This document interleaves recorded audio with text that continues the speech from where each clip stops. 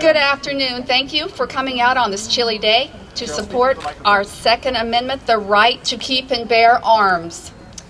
Gun control fanatics want Americans to relinquish their firearms and fully rely on the government for protection. Realistically, however, police forces are employed to patrol, maintain peace, and investigate crimes after the fact. Rarely do circumstances allow officers to stop a crime in progress. With the government in control of so many aspects of our lives, many Americans believe themselves entitled to constant protection, but no police department can respond instantly to every citizen's needs.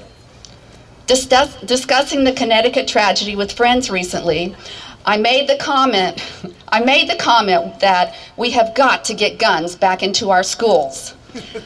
I might have stated that belief a bit more delicately, but I believe the protection of our children and our loved ones rely on God-fearing, law-abiding citizens. No law, however intrusive on our liberties, can ever guarantee that an evil person intent on death and destruction can be prevented from finding the means to that end.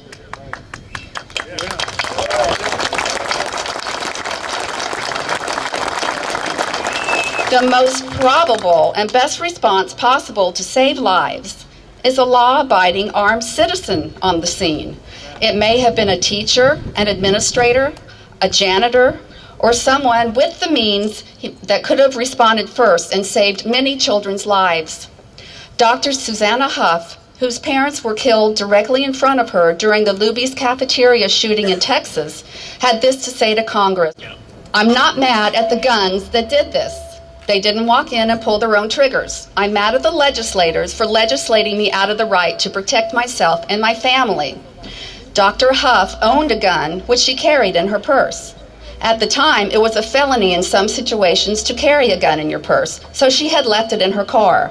She stated that she had ample opportunity to act and save lives, including her parents, but she did not have the means at hand.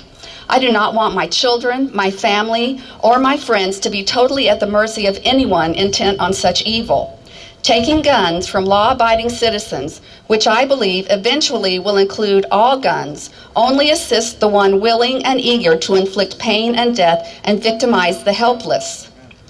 Even putting this self-defense logic aside, the Second Amendment was enacted, first and foremost, to allow citizens the means to protect themselves from the tyranny of any government. The so-called assault weapon is nothing more than the musket of our generation, a tool more equal to those that can be brought against us.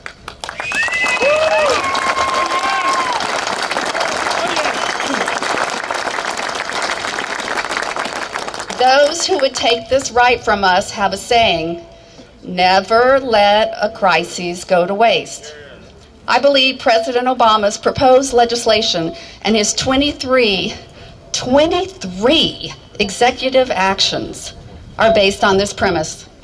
Fellow patriots, do not allow your Second Amendment rights to be stripped away in the heat of the moment. These rights should be strengthened and not weakened. Thank you, and God bless America.